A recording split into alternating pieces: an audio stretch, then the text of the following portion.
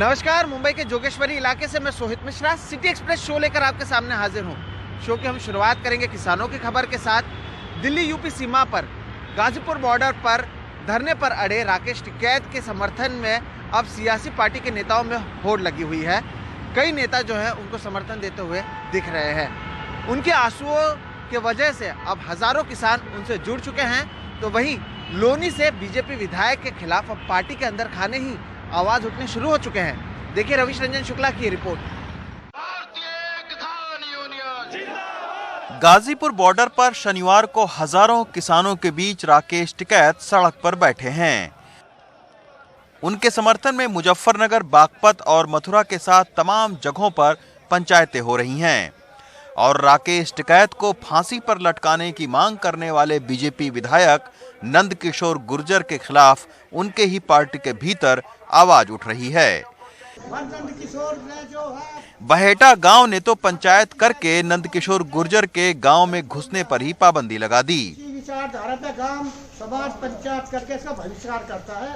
कल सरकार और प्रशासन के प्रयास से कल राकेश टिकैत जी अपनी गिरफ्तारी देने के लिए भी सहमत हो गए थे और वो आंदोलन कल खत्म होने की कगार पर था। लेकिन ऐसे समय में लोनी से विधायक नंदकिशोर गुर्जर जी दर्जन भर गाड़ियों में अपने 70-80 समर्थकों के साथ वहां पर जाकर उन सभी के हाथों में हथियार और लाठी डंडे भी थे। उन्होंने उस आंदोलन को उग्र रूप देने का कार्य किया और किसानों को डराया धमकाया। गाजीपुर बॉर्डर से पैरामिलिट्री फोर्स और पुलिस अब जा चुकी है और पहले से ज्यादा किसानों के साथ राकेश टिकैत मजबूती से बैठे हैं।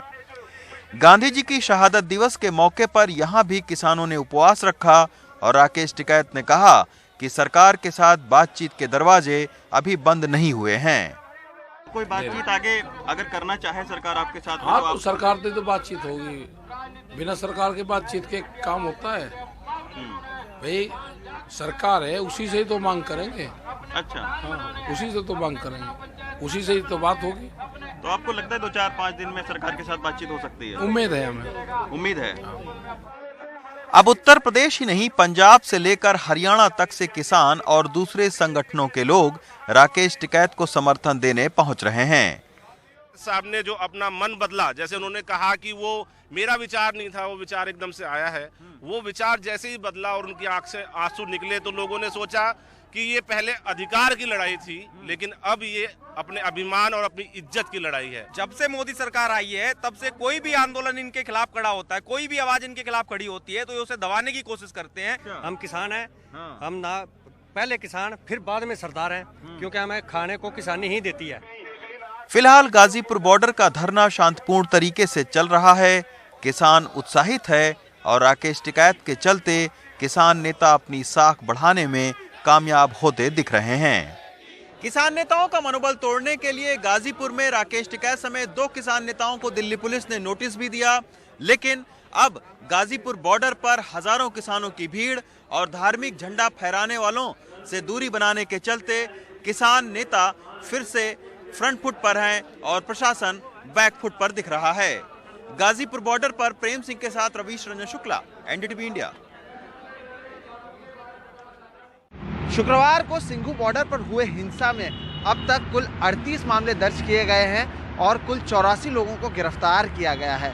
तो वहीं शनिवार के दिन पुलिस के सुरक्षा के बीच किसान नेताओं ने महात्मा गांधी के पुण्यतिथि पर जो लाल किला में अराजकता हुई थी उसके खिलाफ सद्भावना दिवस मनाया और साथ ही साथ ये भी कहा कि वो सरकार से बातचीत के लिए तैयार हैं। मेरे सहयोगी सौरभ शुक्ला की ये रिपोर्ट। शुक्रवार को हुई हिंसा के बाद तीखी आलोचना झेल रही दिल्ली पुलिस शनिवार को सिंघू बॉर्डर पर पूरी तरह मुस्तैद नजर आई। शुक्रवार को पुलिस ने खुद को लोकल बता रहे गुंडों को प्रदर्शन स्थल तक जाने दिया, जिसके बाद हिंसा हुई। स्थिति थोड़ी सी बदली है। दिल्ली पुलिस किसी को भी अंदर नहीं जाने दे रही है। आप देख सकते हैं किस कदर यहाँ पर तैनाती की गई है। दिल्ली पुलिस के अधिकारी भी मौजूद हैं। इसके अलावा आरएएफ की टीम में, दिल्ली पुलिस की टीम में देखिए किस तरीके से बिल्कुल चाक चौबंद खड़ी हुई हैं। गाड़ियां सब लगभग 2 किलोमीटर दूर प्रदर्शन स्थल से रोक ली गई हैं। किसान संगठनों ने महात्मा गांधी की पुण्यतिथि को सद्भावना दिवस के रूप में मनाया, जिसमें सभी किसान नेताओं ने एक दिन का उपवास रखा। किसान संगठनों ने फिर से एक बार लाल किले की घटना को दुर्भाग्यपूर्ण बताया और ये भी कहा कि किसान नेता दिल्ली पुलिस से मिले नोटिस का जवाब देंगे। हमारे किसान संगठनों का संघर्ष का वो इंसिडेंट जो है, जो थोड़े हम कहेंगे कि जो किसान आंदोलन का एक एम ही नहीं थे, निशाना ही नहीं थे, वो वापर जाना एक बदकिस्मती वाली बात है। लेकिन हम किसान संगठनों ने उससे डिसोशिएट किया है, तो हम उसका जवाब देंगे। उधर सरकार की तरफ से संदेश आया है कि सरकार किसानों के साथ बातचीत जारी रखना चाहती है। माननीय प्रधानमंत्री जी ने अंत में दिशा निर्देश देते हुए ये कहा है कि जो डिस्कशन के लिए, नेगोशिएशन के लिए 22nd, 23rd को हमारा एग्रीकल्चरल मिनिस्टर श्री नरेंद्र सिंह तोमर जी ने जो उन्होंने ऑफर किया था, हम डिस्कशन के लिए तैयार है। अगर आप डिस्कशन फर्दर कंटिन्यू चाहते हैं तो मैं एक फोन कॉल पे अवेलेबल हूं। जिस पर किसान संगठनों ने कहा कि वो भी बातचीत करने जाएंगे अगर सरकार उन्हें बुलाएगी। ये आंदोलन जो है सब जगह में आगे बढ़ रहा है, तो ये आंदोलन जैसे आगे बढ़ रहा है, इससे जरूर ही गवर्नमेंट को मजबूर होना पड़ेगा हमारे साथ बातचीत करने की। जैसे ही हमें इस चीज का कोई मौका मिलेगा, हम बातचीत में जाएंगे। हिंसा और अफवाहों के मद्देनजर अगले 2 दिनों के लिए दिल्ली के जिन बॉर्डरों पर किसानों का आंदोलन चल रहा है, वहां पर इंटरनेट सेवाएं बंद कर दी गई हैं। सिंघू बॉर्डर पर सहयोगी मोहम्मद मुरसलीन के साथ सौरभ शुक्ला, एनडीटीवी इंडिया। शनिवार के दिन पूरे बिहार में जो विपक्षी पार्टियां हैं, उन्होंने कृषि कानून के खिलाफ और आंदोलनकारी किसानों के समर्थन में विशाल मानव श्रृंखला बनाई। इस मानव श्रृंखला में राष्ट्रीय जनता दल, कांग्रेस और लेफ्ट पार्टियों के नेता, कार्यकर्ता और समर्थक शामिल थे। किसानों के सम्मान में दिल्ली में शुक्रवार को इजरायली दूतावास के पास हुए धमाके को लेकर जहां जांच तेज हुई है, तो वहीं शनिवार के दिन वहां पर एनएसजी और फोरेंसिक जांच की टीम नजर आई। जांच एजेंसियां इस बात का पता लगाने की कोशिश कर रही हैं कि इस धमाके में किस तरह के विस्फोटक का इस्तेमाल किया गया। मेरी सहयोगी सुकीर्ति द्विवेदी की ये रिपोर्ट। इजरायली दूतावास के बाहर हुए धमाके के एक दिन बाद एनएसजी यानी नेशनल सिक्योरिटी गार्ड की टीमें मौके पर पहुंची इस बात की जांच करने के लिए कि धमाके में किस तरह के विस्फोटक इस्तेमाल किए गए। शुरुआती जांच में पता चला है कि हमलावरों ने बाकायदा जगह पर जाकर उसका मुआयना किया था और जमीन में बम को दबाया था। अब जगह की 3D मैपिंग की जा रही है और दिल्ली पुलिस की स्पेशल सेल घटना कैसे हुई उसकी भी जांच कर रही है। दिल्ली पुलिस के सूत्रों का कहना है कि इस घटना के तार ईरान से जुड़े हो सकते हैं और हल्के धमाके का मकसद इजराइल को संदेश भेजना हो सकता है। पुलिस सूत्रों का कहना है कि एक खत और एक अधजला गुलाबी कपड़ा धमाके की जगह से बरामद हुआ है। खत इजरायली राजदूत के नाम है और उसके ऊपर ट्रेलर लिखा हुआ है। खत में ईरानी सेनाधिकारी कासिम सुलेमानी और परमाणु वैज्ञानिक मोहसिन फखरीजादे की मौत का जिक्र है। दिल्ली पुलिस और दूसरी जांच एजेंसियां अब खत पर उंगलियों के निशान की जांच कर रही हैं और उन जगहों की टो ले रही हैं जहां पर ईरानी संदिग्ध छुपे हो सकते हैं। दिल्ली पुलिस ने फॉरेनर्स रीजनल रजिस्ट्रेशन ऑफिस से पिछले कुछ हफ्तों में दिल्ली आए ईरानियों की सूची भी मांगी है। इजरायली एजेंसियों के अधिकारी भी दिल्ली पुलिस और अन्य एजेंसियों की जांच में मदद करने के लिए राजधानी आ रहे हैं। सीसीटीवी फुटेज मिलना भी फिलहाल एक चुनौती है। ये धमाका जिंदल हाउस के नजदीक हुआ, लेकिन वहां पर कोई सीसीटीवी कैमरा नहीं लगा है और दीवारें भी बहुत ऊंची हैं। धमाके वाली जगह पर एक पेड़ के पास सीसीटीवी कैमरा लगा था, लेकिन उसकी फुटेज भी अभी तक तकनीकी कारणों से नहीं मिल पाई है। पुलिस ने अब अब्दुल कलाम रोड पर सारे सीसीटीवीज की फुटेज मंगाई है और उनकी जांच चल रही है। पुराने रिकॉर्ड्स और इंटेलिजेंस इनपुट्स की भी जांच लगातार चल रही है। 2012 में भी इजराइल दूतावास के बाहर इसी तरह का एक धमाका हुआ था, जिसमें इजराइल के एक डिफेंस एनवॉय की पत्नी को चोटें आई थी। उस जांच में ईरान के 2 लोगों का नाम सामने आया था, पर आज तक उनको इंडिया डिपोर्ट नहीं किया गया है। अगर इंटेलिजेंस इनपुट्स की बात की जाए तो सिर्फ 1 हफ्ते पहले भारत का जो इंटेलिजेंस ब्यूरो है उसने ये अलर्ट इशू किया था कि भारत में जेरूसलम के जो यहूदी रहते हैं उन पर अटैक हो सकता है। सुरक्षा एजेंसियां इलाके में हाई अलर्ट पर हैं और दूतावास जाने वाले रास्तों पर सीमित ट्रैफिक ही जाने दिया जा रहा है। राष्ट्रीय सुरक्षा सलाहकार अजीत डोवल ने इजरायली अधिकारी को जांच के बारे में बताया। भारत में इजरायली राजदूत ने भारत में हो रही जांच पर विश्वास जाहिर किया है। We get full support and cooperation from the Indian authorities, and as you well mentioned, this evil attack was conducted exactly at the day that we celebrated 29 years for very rewarding and fruitful relations, diplomatic relations between Israel and India.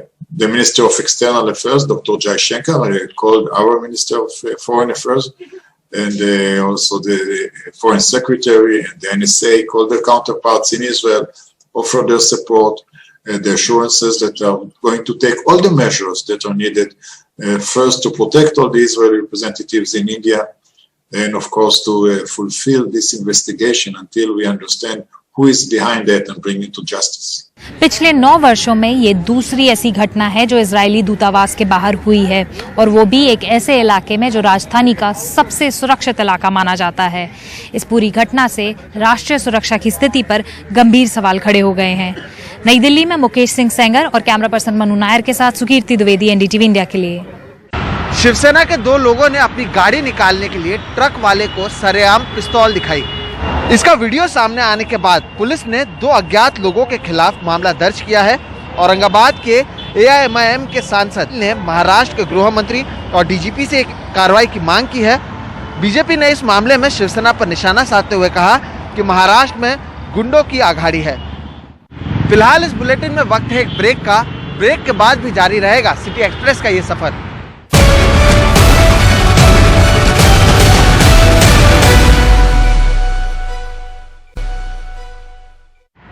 Corona महामारी में महिलाओं को नौकरी का भारी नुकसान हुआ है। साथ ही नई नौकरी की उम्मीद भी महिलाओं से ज़्यादा पुरुषों में है। एक शोध में ये सामने आया है कि महामारी के बाद महिलाओं के मुकाबले पुरुषों को 8 गुना जल्दी नौकरी लगने की उम्मीद जताई जा रही है। मेरी सहयोगी मेहर पांडे की रिपोर्ट। मैंने 3 दिनों में 500-600 से ज्यादा नौकरियों के लिए अर्जियां दी। बैठकर बस अर्जियां दिए जा रही हूँ। अभी तक एक भी जवाब नहीं मिला। 34 साल की ऋचा तिवारी दिल्ली में एचआर की ट्रेनिंग देती हैं और 15 साल का तजुर्बा है, लेकिन महामारी ने उनकी नौकरी छीन ली। बेंगलुरु में एक मल्टीनेशनल कंपनी में काम करते हुए 3 महीने ही हुए थे कि उनकी नौकरी चली गई। गुजारे के लिए उन्होंने फ्रीलांसिंग शुरू की।